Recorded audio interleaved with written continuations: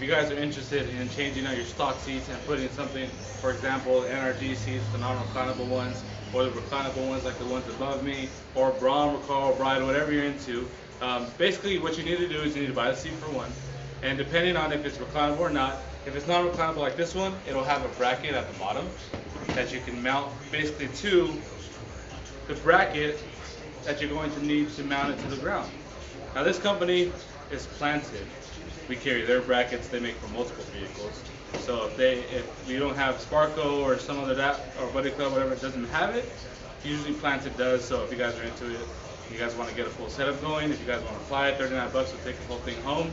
Hit me up and I'll send you the application. But yeah, this is what you need to mount it to basically to the frame of the car and basically the seat of your choice. So if that's something you want to get started, you don't know exactly how, send me a message. I'll explain the best as I can. And if you guys want to finance it, hit me up. Send you application. Cool. See you guys later.